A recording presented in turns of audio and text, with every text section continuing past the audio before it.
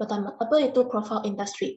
Profil industri bertindak sebagai satu dokumen yang mempamerkan identiti atau imej bagi sesebuah syarikat atau perniagaan secara lebih terperinci di dalam bentuk yang lebih mudah untuk difahami. Melalui profil industri, kesemua informasi-informasi penting yang melibatkan perniagaan tersebut dimasukkan bagi memastikan perniagaan tersebut lebih mudah untuk dikenali dan dirujuki oleh pihak tertentu. Dalam profil industri akan mengantungi sejarah dan evolusi industri tertentu. Dan kegunaan profil industri adalah bagi masyarakat belajar tentang industri atau melihat masa depan industri termasuk tren dan peluang. Peserta dalam industri juga disenaraikan bersama dengan profil mereka. Beberapa profil industri mengambil pandangan yang lebih luas melihat keseluruhan sektor pengguna. Dan maklumat mengenai teknologi terkini yang digunakan dalam industri juga akan disenarai dalam profil industri dengan kemajuan terkini dan teknologi masa lalu yang sudah ketinggalan zaman. Kandungan dalam profil industri. Yang pertamanya ialah pengenalan, contohnya latar belakang industri, visi, misi serta objektif industri. Yang seterusnya ialah maklumat industri, contohnya nama pemilik industri, alamat industri, produk yang dikeluarkan oleh industri tersebut. Yang seterusnya ialah carta organisasi.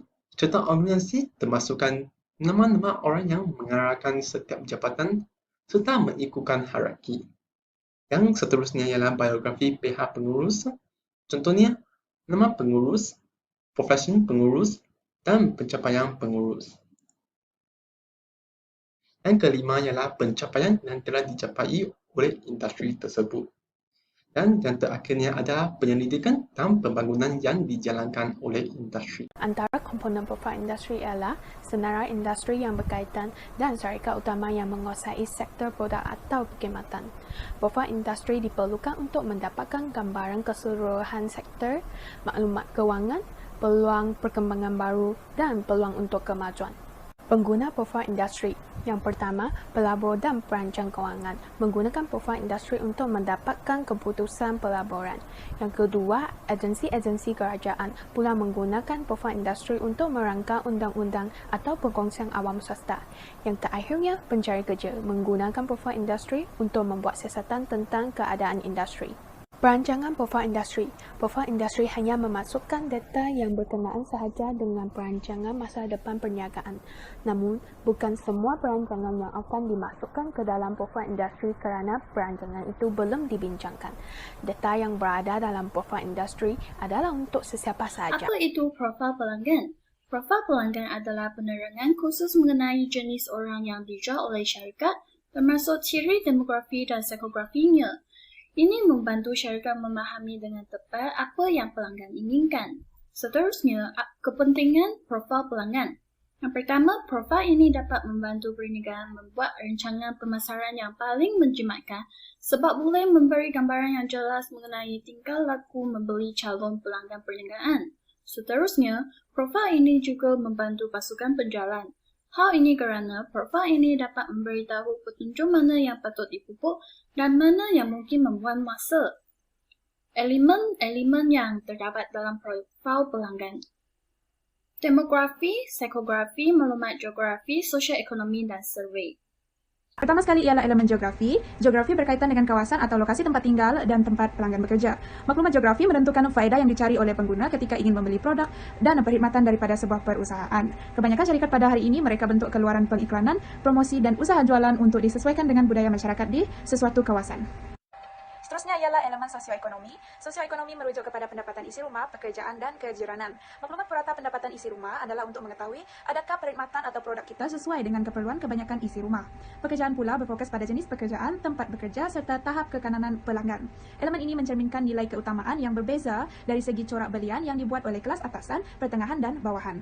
Seterusnya ialah elemen survei. Survei berkaitan dengan penyediaan profil pelanggan melalui penyelidikan, menyediakan pertanyaan untuk mengetahui dan memahami keperluan mereka serta tabiat pembelian pelanggan. Melalui survei, maklumat seperti faedah yang dicari oleh pengguna, kadar penggunaan, cita rasa pengguna serta kesediaan membeli akan diperolehi dan maklumat-maklumat tersebut seterusnya akan membantu sebuah perusahaan dalam menentukan sasaran pasaran. Seterusnya ialah kepada siapakah profil pelanggan disediakan.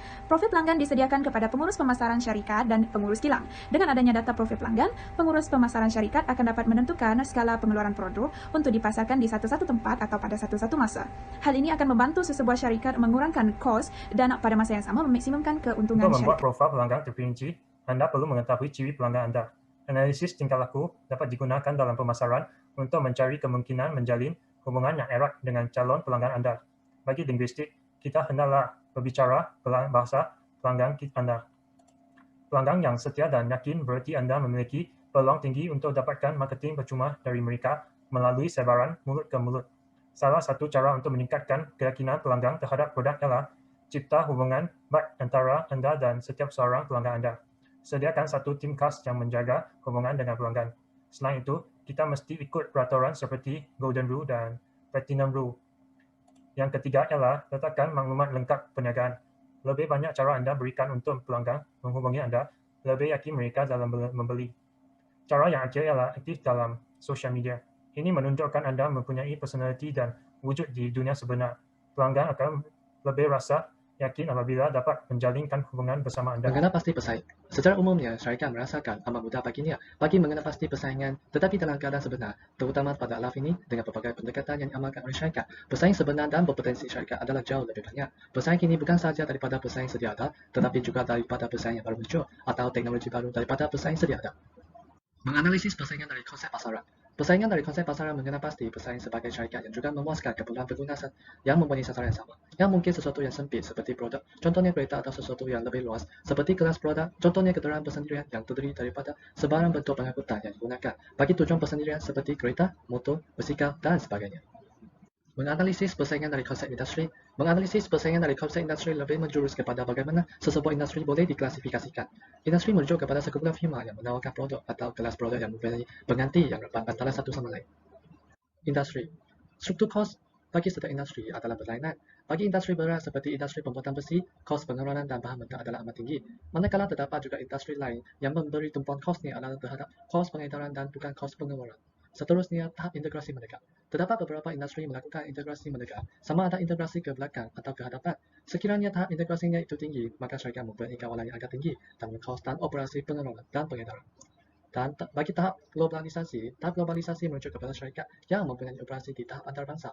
Sebanyak itu, mereka terpaksa bersaing ke tahap global dengan sokongan teknologi bagi mencapai skala ekonomi operasi. Apabila sesebuah syarikat telah mengenal pasti persaingan utamanya, maka syarikat perlu mendapatkan maklumat-maklumat penting tentang persaingan itu. Maklumat penting ini merangkumi strategi, objektif, kekuatan dan kelemahan serta pola reaksi syarikat persaingan mereka itu. Maklumat ini diperlukan bagi membolehkan penganalisian dilakukan. Maklumat ini juga mungkin dalam bentuk dokumen bertulis ataupun sebaliknya. Yang pertama, strategi.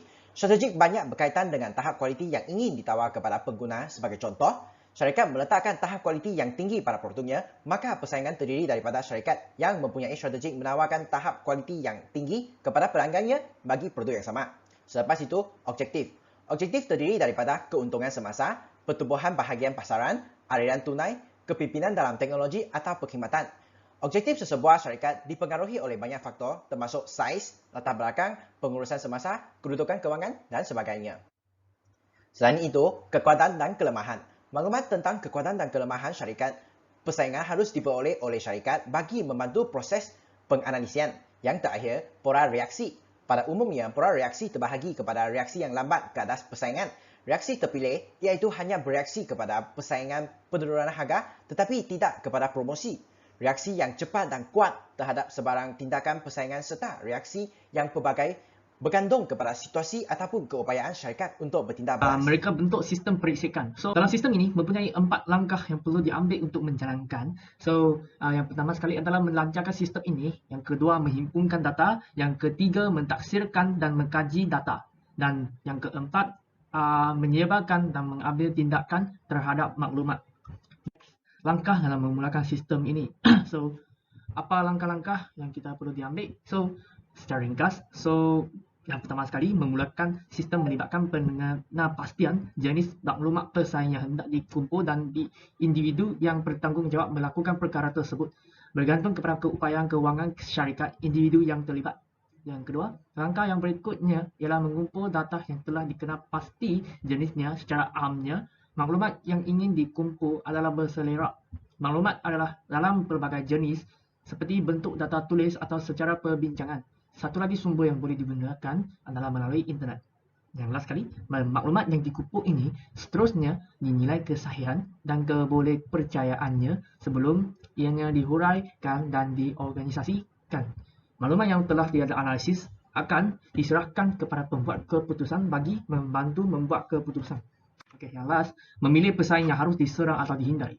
Dua pendekatan untuk memilih pesaing yang manakah yang harus diserang atau dihindari adalah melalui analisis nilai pelanggan dan kelas pesaing. So, analisis nilai pelanggan adalah satu pendekatan di mana pelanggan diminta menilai ciri produk syarikat dan produk pesaing yang disukai. Maklumat ini akan menyatakan kelebihan atau kekurangan setiap ciri produk dan seterusnya produk secara keseluruhan. Antara kelebihan tentang analisis ini adalah memboleh pemasa mengenal pasti pelanggan mana yang harus diserang atau dihindari. Yang kedua adalah membolehkan pesaing diklasifikasikan sebagai pesaing lemah atau kuat, pesaing jauh atau dekat, serta pesaing yang baik atau tidak. Bye. Bye. Bye. Bye. See ya.